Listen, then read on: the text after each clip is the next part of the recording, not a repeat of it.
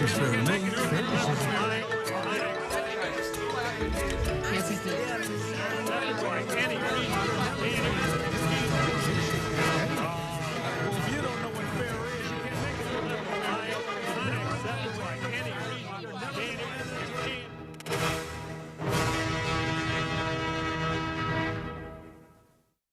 Donnybrook is made possible by the members of the 9 Network. Hey, thanks for joining us for another edition of Donnybrook. So good to have you with us for a lot of topics out there. June is busting out all over with issues that affect our metro, and we're going to start it by talking today to Wendy Wiese. She, of course, is the news director with the Big 550 KTRS, along with a columnist from the St. Louis Post-Dispatch, Mr. Bill McClellan. We've got a columnist for the Riverfront Times, Ray Hartmann, who also hosts In the Know on KTRS weeknights at 9 on the Big 550, and a columnist for the St. Louis American. Man, a lot of columnists around here, but you also hear Alvin Reid on 590 as well as 97.1. And Bill, we're going to start with you because a very old statue, I think it's 140 years or so in Tower Grove Park, Christopher Columbus. The statue was taken down this week after the park board there looked at the issues and decided that it would be best if the great explorer was not seen on the pedestal. It wasn't a good week for Christopher Columbus. He was beheaded in Boston and removed in Richmond. Overall, do you think that taking down this statue is going to accomplish much? Well, I thought it was smart to do. I mean, it was a proactive thing to do. By the park board. As far as the merits of judging people from hundreds of years ago by our contemporary standards, I'm always a little unsure of that. But I'll tell you, if I was running Tower Grove Park, I would have said, this is a great idea. Let's get that baby down, at least for now. If I am an African American and I am living anywhere in, within close proximity or even in the same state as a Confederate statue on public property, that is so completely offensive that I know we're all in agreement on that in terms of the Confederacy and what it represents and how it validates so much of the racism that we see today, not just in the South, but everywhere. So I absolutely get that. I'm like Bill, this sudden trend that we're seeing where we are judging these historical figures based on the culture and sensibilities of 2020, it just worries me because it's like, we can't stop at Christopher Columbus. We have to raise Monticello. We have to raise the Washington Monument. I think it's an absurd conclusion. I just want to jump in here and remind everybody that Christopher Columbus's atrocities did cause him to be rebuked by the king and the queen back in the day. So even by the standards of the century he lived in, he was a pretty bad dude when it came to the indigenous peoples of this hemisphere. Agreed. And leave Monticello alone because, there were some black people involved and some little black kids involved. So leave Monticello alone, leave Thomas Jefferson alone. That's what I'm saying. I mean, but in all seriousness, so subjective. Yeah, in all seriousness, I think it literally is. And the two words that you used, Wendy, they're most important is public land. And, the fact that why do we have some military bases named after, Confederate generals? I would vote change that. There's other things that I would say, don't change. Where you're debating street names, things like that, case by case basis. I was just going to say, I agree with Alvin on that last point. Most of all, you cannot paint these all with the same brush. First of all, when you talk about statues, we only do statues to people, you just don't get a statue just for having hung out, you get it because we're honoring you and it'd be like, for Bill, for example, they're not, one of the most famous names in Chicago Cub history is Steve Bartman. They're not going to build a statue for Steve Bartman out in front of Wrigley Field. Everybody's different.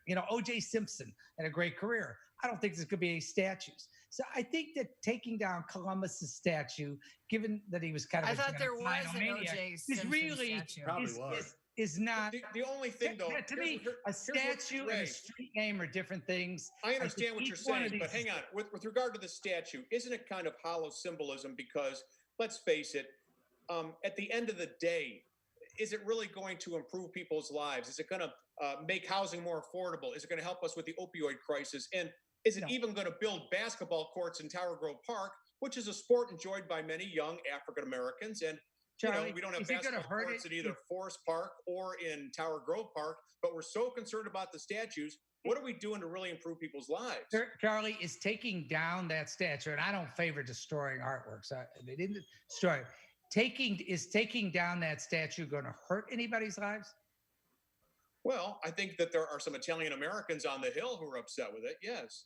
We're not going to hurt their lives, but their feelings, perhaps. That's true. See, and I hear you, Charlie.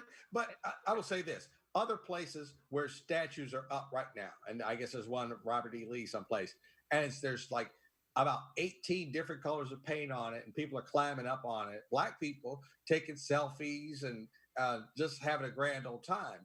Okay, like Bill said, before we get to that, how about we just move it? Now, to me, that's fine because you want to start, the whole spin it in graves kind of thing. That's more insulting than moving the statue away to be made fun of, to be made mocked. And maybe that's all these folks deserve. Columbus is blamed for a whole lots of things that happened after he got here. And, his discovery, people say it was like an invasion, but he didn't have the intent to invade anything. He was trying to find someplace else. True. He was lost. As far as Italian Americans go, a lot of, because he was a source of pride, but a lot of it was based on information that in recent decades has changed. It's like, okay, but Ray, like that talking applies, about Bill Cosby or Charlie Rose. That applies to so many. Well, that applies to so many. He maimed the locals, which wasn't a good thing by anyone's standards. But Louis the Ninth, who is the statue of St. Louis on Art Hill, he was completely anti-Semitic. He was completely anti-Muslim. Yes. And Chuck Berry had his foibles. We can't deny that. Right, and that's why Alvin's right. You take it one at a time. Okay, but who is judge and jury in something like that? I mean, is it just the thought police sitting on a throne at the county government center or the city hall? That's what makes people absolutely crazy. Well, I think Tower Grove had a thoughtful, deliberative process, so I'll give them credit. But Wendy, now Sam Page, the county executive for St. Louis County, has invited input from the citizenry. He wants to know if there are any parks or streets or statues that are making people uncomfortable. What do you think? Dorset Road has been suggested as one street that might be renamed because Dorset had slaves. First of all, I have never read any document that ensures me or anyone a life without some kind of discomfort. So that makes, I think that's also kind of a warning bell. When you're talking about something that happened so long ago on a particular stretch of road, and we're singling out Walter Dorset, the slave owner from the 19th century. Where is this, as I just said, where is this going to end? There are so many roads that are attached to figures who could be deemed by 2020 standards to be controversial and discomforting or unsettling to anybody. Okay, well, Wendy, let me follow up on that on Dorset. Okay, I'm 60-40, maybe even against changing the name of the road because was a slave owner. All right, I'm 95-5 for changing that road name now because if you follow that up, apparently he's like this wannabe grand wizard out there and some offshoot of the Klan. And I'm like, all right, dude, whatever went on as of 1865, that's one thing, okay?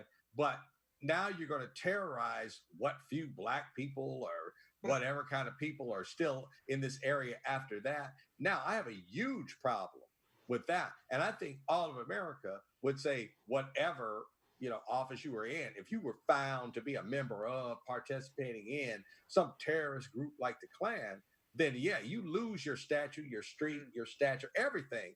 And so that's what I'm saying. I'm not excusing the man because he owned slaves, right. But hey, what you did after that, that does make that means a lot to me. So change it.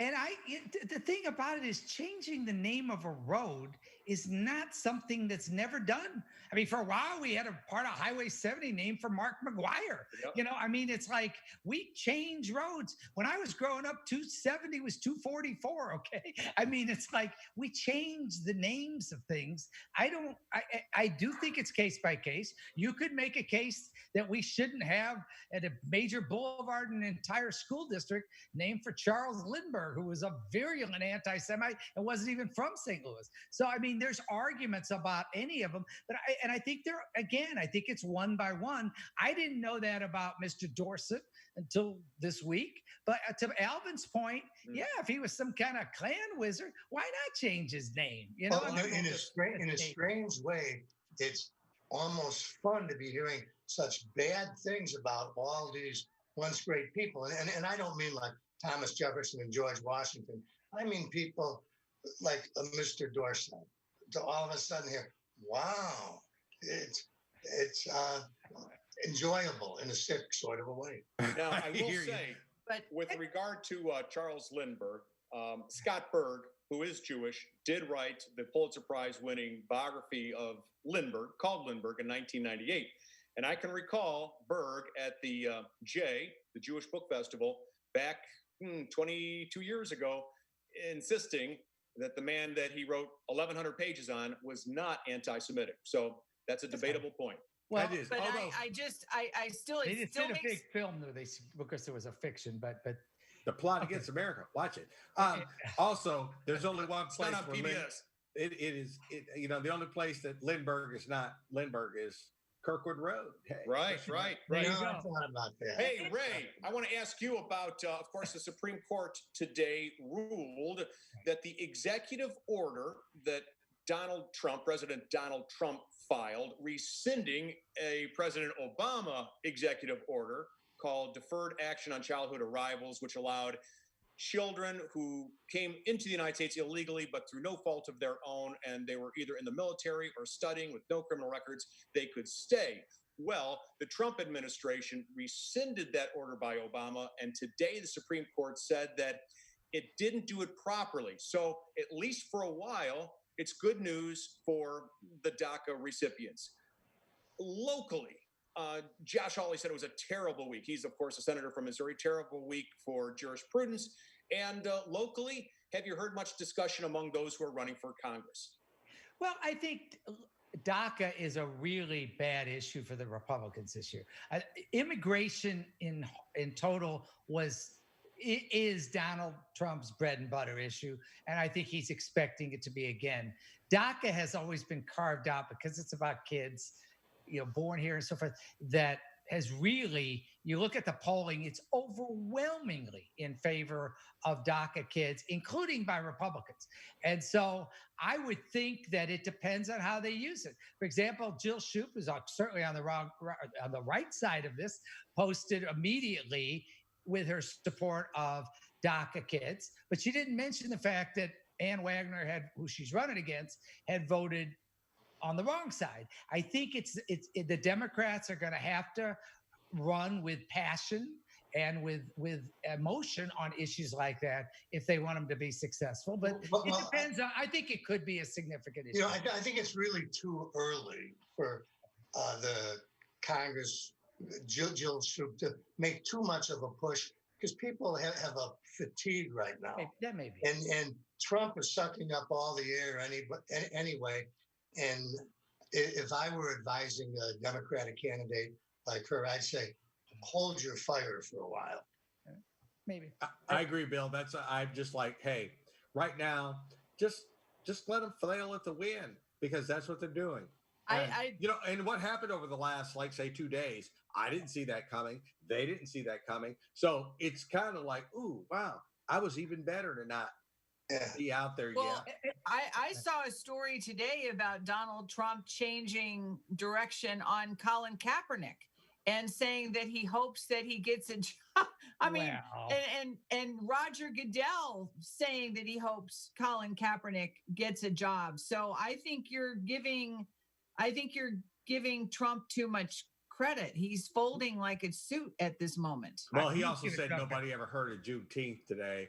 And we'll see what he says Saturday in Tulsa. Let me be clear. When I was talking about Jill Shoup, I'm just saying that I guess we have a little bit of a difference. I think that for too long, Ann Wagner, who is everybody knows as a nice person, and Ann Wagner calling. Yeah, Ann Wagner, she's a nice person, honest person. I think for too long, and I'm not criticizing Jill Shoup at all. I'm saying that I think that for too long, the Democrats have been too passive. Even nationally, the Lincoln Project, which is Republicans, are the people running the hardest ads. I don't. Okay. Wait a minute. Why spend your money, Ray, when somebody is spending it for you, and the guy you're running against is showing himself to be totally Okay, let's move on. I'm not sure that DACA will be a huge issue in that congressional district, given the demographics and all. However, Alvin Reid, I think Lambert's a big issue. And it seems like out of nowhere, there is this petition campaign to collect signatures to put it on the November ballot. And it's backed by the Carpenters Union, as well as the NAACP, ostensibly, supposedly, with money from multi-millionaire Rex Sinquefield. Louis Reed, the president of the St. Louis Board of Aldermen, seems to be in favor of it. The idea is to sell Lambert Field to a private interest, use $700 million to pay off the Lambert debts, and the other $1 billion would go to improvements in North St. Louis and elsewhere. That'll work out, won't it? Absolutely not. And both the mayor and Louis Reed, I think Louis Reed, the reason they want to press it to a vote is because he finds himself in an untenable position. Just push it off. So when it fails by the voters, it's like, hey, I sent it to the voters. Don't blame me for all this falling around that has gone on and these secret cabals and my slush fund, as Tony Messenger, columnist at the St. Louis Post-Dispatch calls it, and the mayor too. I think it's a way of trying to wash their hands of it. It's a loser. And the fact that, the NAACP supposedly is for it. Well, no, I don't think the NAACP is for it. I think the leadership of the NAACP is for it. Same with the Carpenters Union. So, I mean, it's a loser. Get it on the ballot so it loses, and let's move on. I think that's what Louis Reed, and they're hopeful that nobody will remember. Well, you know, once something's on a ballot, though, I mean, you just never know. It's scary to me, and great work by Tony Messenger. Mm-hmm. I mean, he's laid it out and explained that he's done great. But if something gets on the ballot and there's money behind it, who knows? I agree with you. But I will say this real quick, Bill. In this election where this will be up for, if everything in the indications are what they are, people are going to turn out in droves, and North St. Louis will turn out in droves, and they aren't with this, and they aren't. Why not, Alvin? I mean, it's $1.8 billion. You're dangling that in front of the electorate when they need, roads and schools and bridges and litter picked up. Whatever. Yeah, and it's a lot of money. How do you turn that down? If I had any faith that 0.8 would go to where it was supposed to go, as opposed to that 1.8, I might be with it. But it's going to go every place other than that. That money will be going trying to get a spaceport for St. Louis again or whatever. Alvin, I kind of agree with Bill on the point, though, that I personally, and I've written about it, although Tony just knocked it out of the park this last week. But I have to tell you, this is, in a lot of ways, maybe the smarmiest deal I've seen out of all of them over 4 decades. That's saying a lot. It's really awful. But I think Bill's point is well taken, and that is who was it? Was it Will Rogers who said, "Don't nobody got broke, overestimate the intelligence of the people"? Whatever. It really, it is a very dangerous thing for this to be on the ballot when it's like, "Hey, everybody, it's cash for everyone," And I tell you, this deal of all the ones we talk about so many issues this year, this one is just so awful in terms of how it came to be and why. And I thought until it has a stake in its heart. You're not convincing me. It's $1 billion that the city doesn't have. Yeah, I'm with Ray on this one. This is a.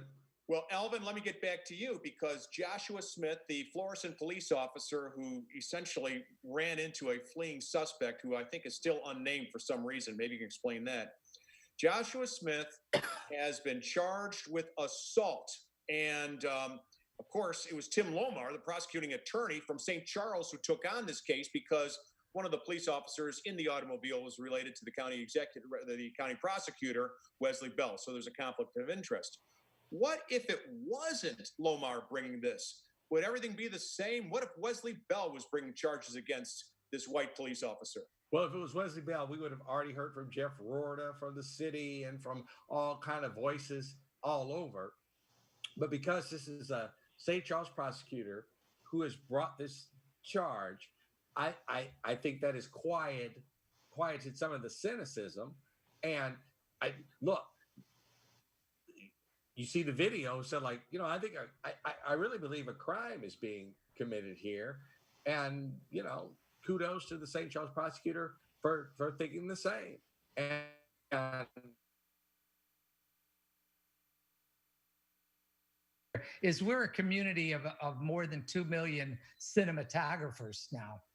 That's right. And our doorbells when we don't have our phones. Right. It is really changing things because you really do have to ask yourself still for all these cases we've had, whether it's the murder in Minneapolis, Atlanta, all these, how many of these happened without, and we don't know about it because. Okay. But if that's the case, why don't we just get more video and rings on ordinary violence, gun violence in the city? You would think that, or throughout the county. Well, why doesn't every police officer have a body cam in America that is not mysteriously turned off or wasn't working or whatever? See, like that's why I was saying, like, listen. Well, that's another issue this week. St. Louis got body cams. If every police officer has a body cam, 98% would never have to worry about a thing. Alvin, we don't know what the other 2% we're doing. On the progressive left, there's an anti-body cam philosophy. Why? Number one, it's more surveillance from the state. Number two, it's usually not the police officer. It's the person who's captured by the body cam that is prosecuted and put in jail. And number three, you don't see what the police officer's doing. And the guy who's running against, who's on the left, running against Nancy Pelosi in San Francisco, I think his name is Shahid Buttar. He's leading this progressive left campaign against body cams. He likes dash cams instead. Okay. Charlie, well, whoever this guy is, Shahid Buttar from San Francisco, you're really reaching, man.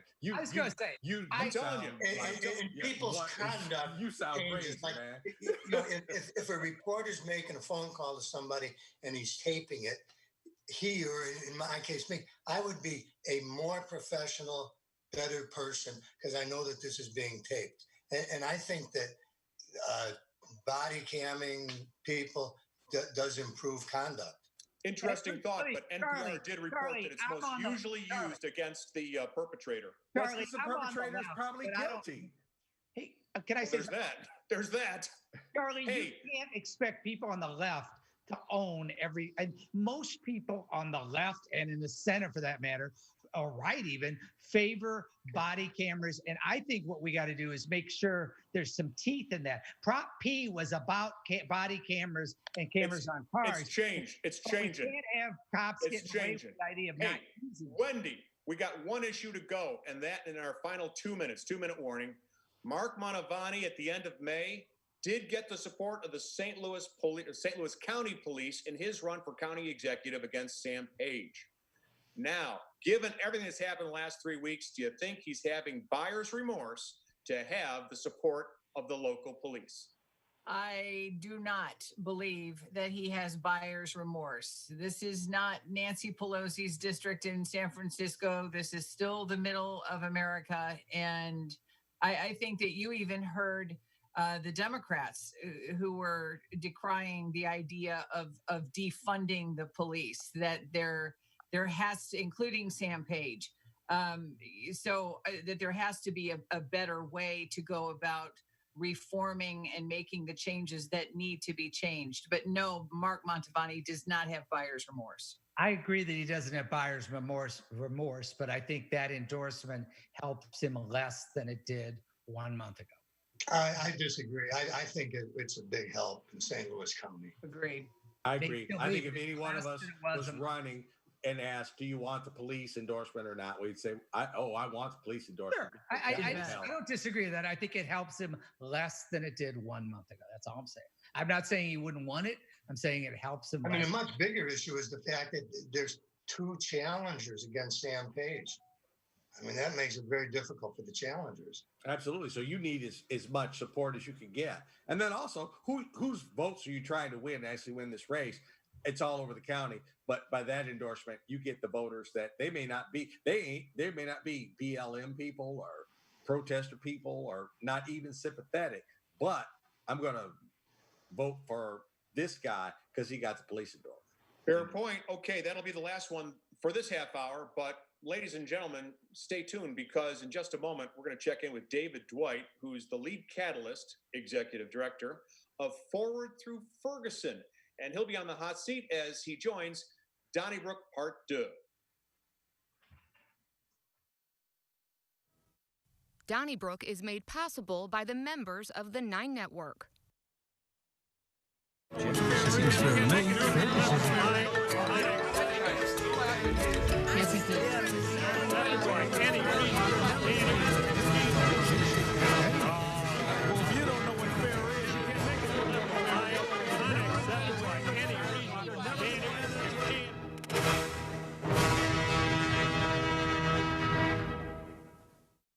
Donnybrook is made possible by the members of the 9 Network. Thanks, everybody, for joining us for the second half of this version of Donnybrook. And as you know, on Part 2, we ask a community leader to field our questions. And today we welcome David Dwight, who is the lead catalyst, the executive director, if you will, of Forward Through Ferguson. And first of all, Mr. Dwight, thank you so much for taking time out of your busy schedule to join us. Hello. Hi, thanks for having me. And this week there was a story in the Washington Post, and the headline was not all that flattering. It said, in Ferguson, nothing has changed. Now, I know Forward Through Ferguson really looks at our entire region, not just the city of Ferguson. But in the last 6 years, after we got that wake-up call with Michael Brown, have things changed? So, unfortunately, not as much change has happened as we'd like to see. So, like you mentioned, the Ferguson Commission created Forward Through Ferguson to look across the region, and they had 189 recommendations for how we could move forward. 2 years ago, we did a comprehensive look at the signature priorities that they had, and we found that only 5 out of 47 of them had actually had significant progress and momentum on them. There were definitely community groups that have been working on these issues across the whole region, but unfortunately, there's been a lot of resistance and too little has changed. We'll start with some questions with Wendy Wiese. Wendy? David, have they been prioritized in a way that makes sense to you? That's an awful lot, to put on a table and say, okay, unpack this. It is a lot, but I think that's where we found we have to lean into the complexity. So the commission, they found there was actually a whole process to get down to the top 3, at most top 10 recommendations that they give to the region. And then after all that community input, the co-chairs of all the different working groups came together in a room for 8 hours to get to those top 3, and they left that room with 47. Yeah. And that was when we realized that we have to lean into the complexity. The killing of Michael Brown is what sparked, right, the uprising and a lot of the Black Lives Matter movement and us as an organization. But instead of just looking into policing and justice, they decided to look across the field and say, this is connected to education.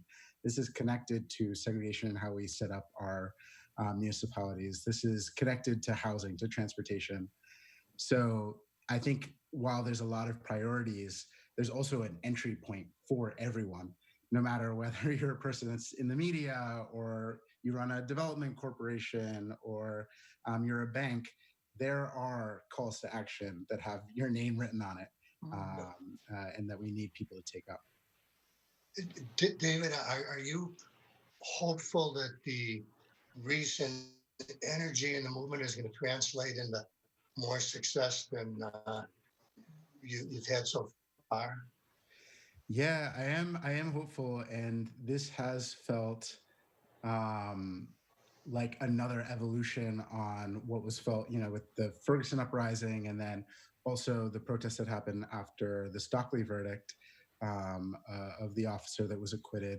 And so we've definitely seen a groundswell of interest and support, and people talking about words like anti-racism that previously we had to, pull teeth to get people to focus in on the issues. So we're hopeful, and we'll have to make sure that the awareness actually translates into understanding and then actually action. David, do you think there's a consensus in St. Louis about the Michael Brown killing? I mean, in other words, there was one there's an unbelievable national consensus that George Floyd was murdered in Minneapolis. It's amazing. But I don't sense that there's that consensus, that there's any sense of resolution there. Am I wrong about that? About what happened there? So we have seen people that are still arguing what happened on that day on August 9th. We definitely believe that it was a killing of an unarmed Black man that fits in a pattern that we've seen, not just in the last decade, but since the founding of this country. And I think what Forward Through Ferguson is here to push is that this isn't just about individuals, right? It's not about an individual incident or an isolated incident. This is systemic, right? This is like built into our policies and our culture and our practices. And sometimes when we focus on the individual, we lose sight of the ways that this affects thousands to millions of people in St. Louis and across the country.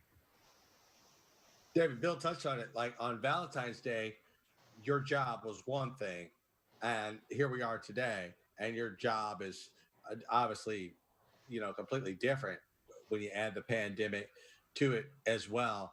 I will say this: I moved back to St. Louis in 1995. Man, I was born here, and left and worked at various newspapers, was around, and I came back, and I think the first study came out from Focus St. Louis, maybe in the late 90s. And over the last years I've been here, there have been 3 before there was a Ferguson commission. And basically they all say the same thing. What's going to make this one different? And I know you've already, you said, okay, of all these things, only so many got done, but how can you look at me and say, like, Alvin, this is going to be different? And I can tell you that I have been told to my face, Alvin, this is going to be different. So why is this one going to be different? Yeah, I think that's absolutely a frustration that a lot of Black people feel across the board. Was that protest, that video during a protest that became famous of the guy that was in his 40s talking to the guy who was in the guy who's 50s and to the guy who's 30s and talking to the young teenager, right, about how they had all been there before and been at protests across time and not seen things change. So I hear you on that. And it's absolutely work that's going to take a generation, but we definitely think it's urgent now. And what's been different that we've seen recently and from talking with people that have seen some of those efforts in the past is that there has never been a report released that had ongoing community infrastructure to get it implemented. So there's a scholar named Lindsay Lupo who studies commissions that are created after unrest and protests after racist incidents. And she found that often they didn't put racial equity at the center. Sometimes they'd be like, oh, it's economics and poverty. But as I think a lot more of the country is realizing right now, you can't separate race from that. And she also said it was the first initiative and the only one that happened after the Ferguson uprising that actually created an ongoing community infrastructure. So unfortunately, we've been pretty underfunded for our existence, but I'm hugely excited and feel a different sense of energy with people across the region who are saying, I see the way that I've been contributing to racial inequity. I see the ways that it's showing up in my neighborhood, in my school, and who are actually trying to shift policies and systems, not just kind of diversity and inclusion. I remember reading the report, and a lot of it depended on action at the state level in Jefferson City. Do you, for example, have a lobbyist working for Forward Through Ferguson in Jeff City? Forward Through Ferguson doesn't have a lobbyist, but we do work with a lot of partners who have been working on those issues at the state level. It's definitely been one of the biggest barriers. I mean, a few years after the Ferguson uprising, there was the whole "there's no Ferguson agenda" in the Missouri legislature. So that's definitely stymied a lot of efforts. For example, the earned income tax credit came up for a few years and would have helped a lot of Black people and people below the poverty line, but hasn't been passed. The criminal reform agenda at the state level has often not included a lot of the changes that the Ferguson Commission called for. Even those that have changed, like, for example, Missouri's state use of force statute was out of line with the Supreme Court decision decades ago that it said it's unconstitutional to shoot a fleeing suspect if they're not at harm to another resident.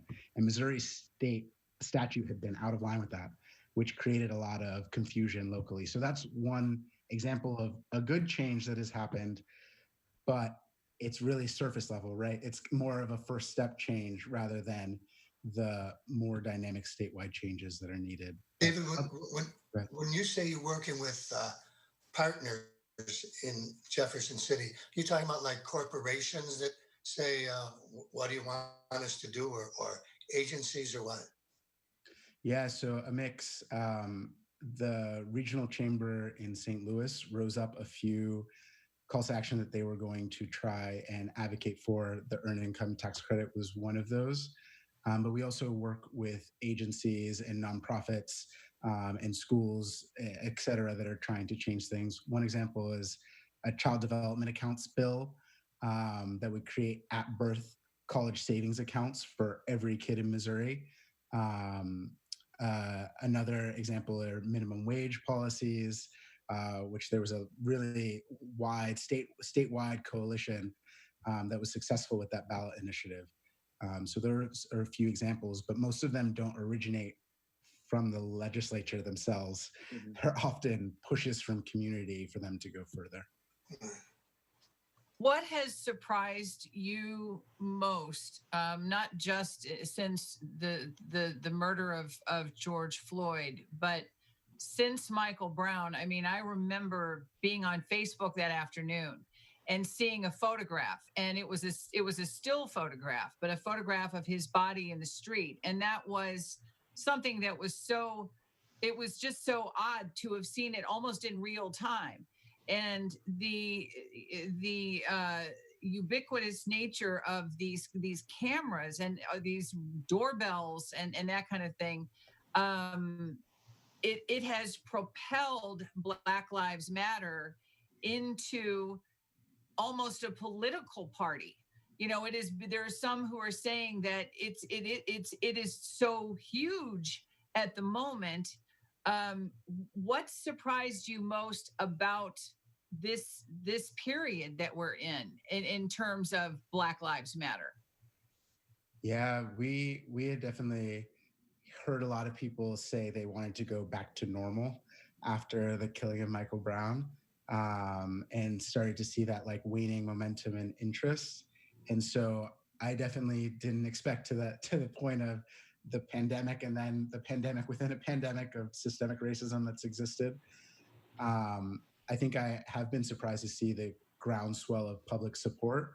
With Black Lives Matter in polling now having the majority of support, I think what's really key there is that it having that majority of public support is not necessarily the thing that makes it legitimate. Like, it absolutely adds power to the movement, but it really started with young Black people on the street who said that enough was enough and this is not acceptable, and built from there and gained momentum. So that part has been surprising, this recent groundswell, and I think there has to be more investment in organizations that have been doing this work to now take on this moment. I don't know. I've seen a lot of efforts for policy change here in St. Louis that haven't been networked into the organizations that have been working on systemic racism and racial equity, that have kind of fallen flat for me. David, it's hard not to be a little cynical on my part. When I think about Jefferson City and a Ferguson agenda, I almost kind of glad they don't have one, because I hate to think of what it would really look like if they did. But you've written eloquently, I think, about the need for change agents in hospitals and law firms and stuff. For most of us, the idea of a change agent is sort of like a secret agent, and saying, who would be the change agents do you see in our community? Or can you name, I don't know if you want to name check anybody, but who do you see as, or where are we going to get the change agents you're talking about? Yeah, I think one of the most powerful things about the Black Lives Matter movement, in ways that it's like grown from the civil rights movement, is actually how diffuse it is, right? It's not like there is a singular leader.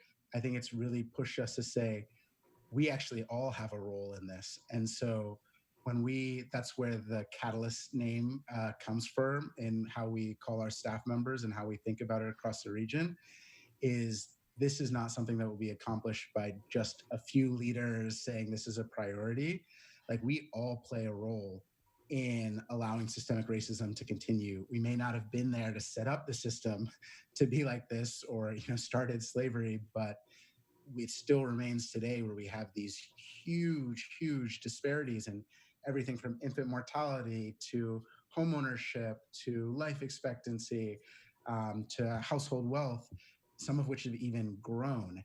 And so when we were confronted with those statistics, we realized this isn't just something for some tweaks, from some leaders or a mayor. This touches all of us. So it is that teacher who's in a school district. It is that person who works at a teller at a bank, or a mid-level manager at a bank. It will take people in media like noticing these trends, and wanting to make sure that we're lifting up voices of color. So we have really shifted it to say, like, we need catalysts of all kinds, people in systems and organizations across the region who are going to say, I see the way that I'm showing up to continue racial inequity, and I'm ready to learn, to interrupt that cycle, and to change habits, practices, policies, behaviors, to have a different reality. So that's kind of our philosophy on it, is that we're trying to build as many change agents as we can in all of these systems to do the work, because we can't do it by ourselves. I was going to ask you something else, but based upon that answer, I have to ask you, Black leadership. Okay. Now, you came here from, did Washington University bring you here? Is that why you came to St. Louis? Okay.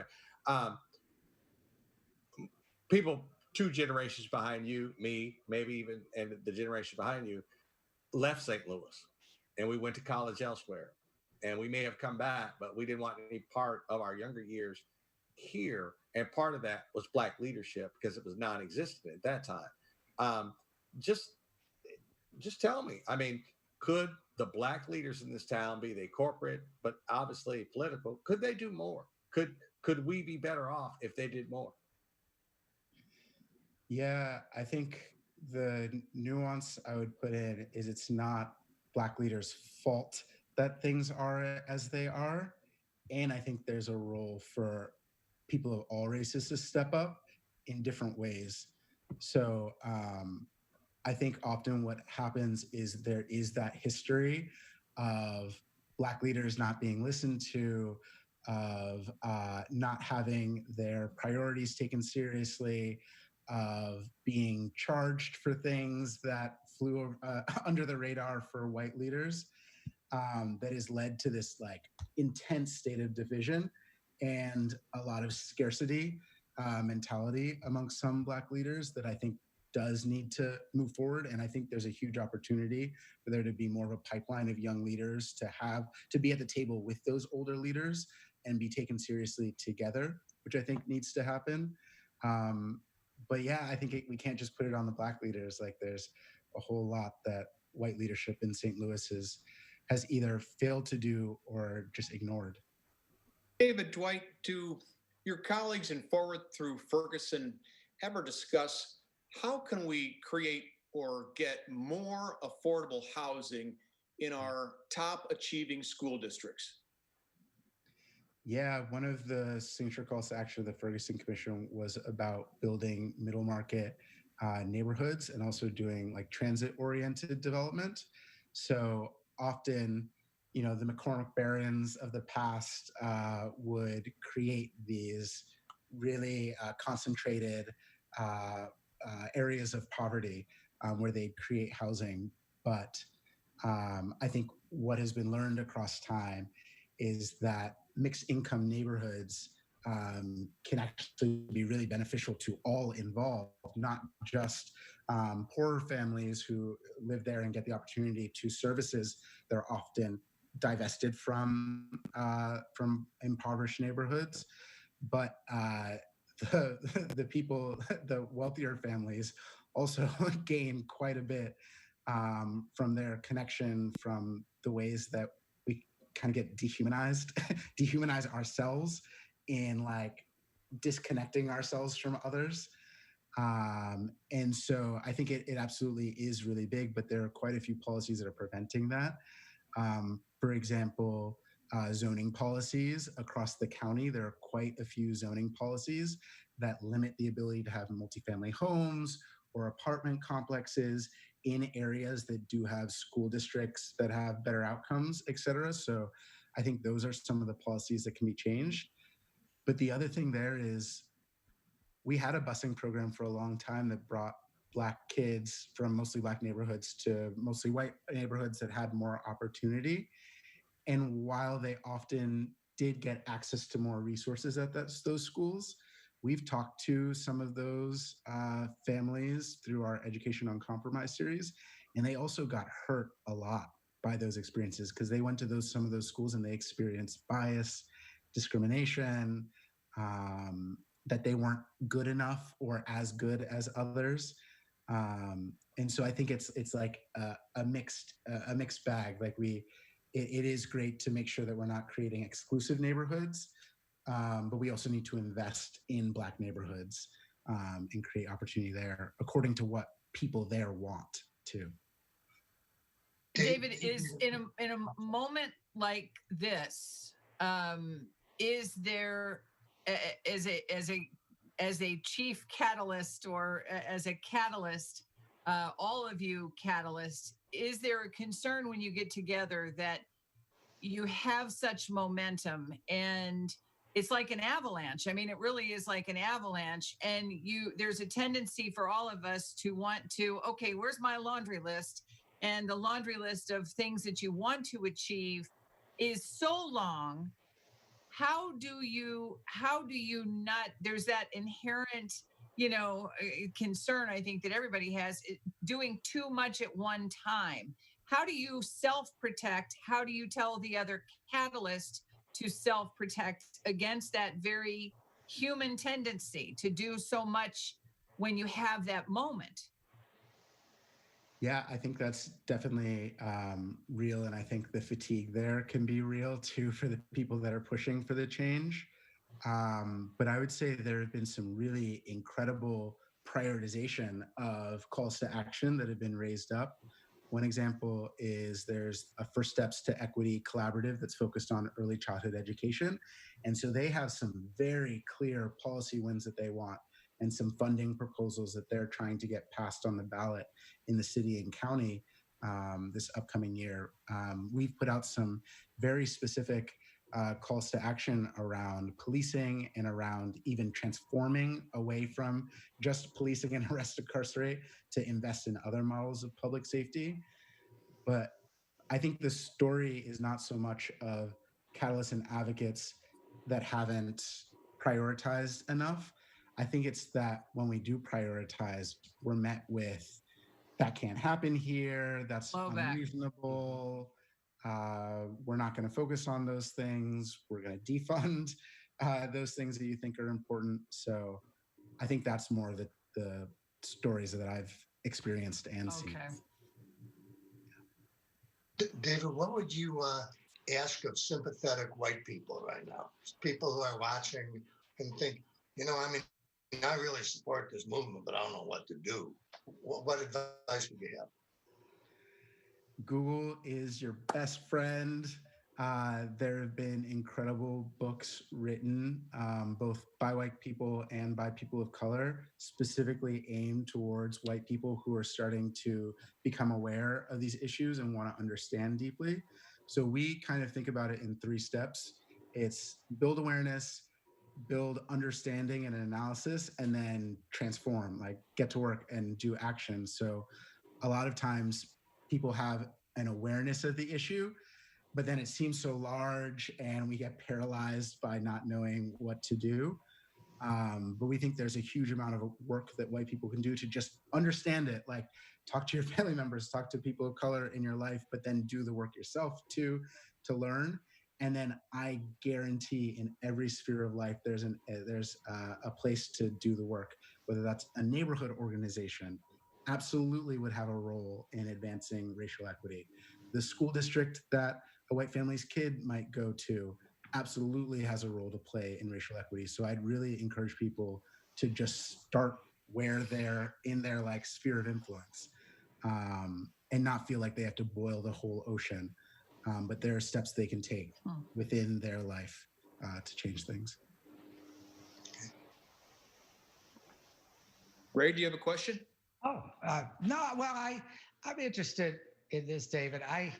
Because you touched on something that's interesting. I guess I'm probably the only person on the panel that was actually in St. Louis at a time, even though I can't quite remember, when there were whites only signs up in St. Louis, and whites went into a separate entrance at the baseball stadium here. And so I grew up in the 60s with a really strong belief in integration as a virtue and an important thing. And now when we talk about racial equity, sometimes there's a balance between integrating everyone and building strong Black communities and racial equity. How do you kind of reconcile those 2 things for like an old white person like me? How we think about it is that there are tools and then there are outcomes, right? So racial equity is like an outcome. It means that everybody, we can't look across life expectancy, education, et cetera, and see differences by race, meaning that our systems work well for everybody. And then there are tools along the way. So integration is a tool for change. Just like the conversation that happened around consolidation that really blew up. So I think tools can be used for good. They can be used for bad. They can be used for the problem they were designed to fix, or they can be incorrectly used for problems they weren't designed to fix. And so I don't disagree that integration is a good ultimately, but I think the how really matters. If we're not actually reconciling for past harm, if we're not giving people the resources that they need, if we're not dealing with the real trauma that a lot of people of color have faced from experiencing both individual level racism from people, but also like systemic racism in their life, then integration is better for the white people than for the people of color. So sometimes we really emphasize that how matters. Mr. Dwight, we're going to have to leave it at there. Thank you so much for sharing the benefits of your knowledge and experience with us on this version of Donnybrook. So good to have you, and good luck. If we can be helpful, please let us know. Thanks for having me on. It was great. Thank you. Thank you so much. Thank you, everybody, for joining us. That's David Dwight from Forward Through Ferguson. We'll see you again next week at this time. Thank you. Donnybrook is made possible by the members of the 9 Network.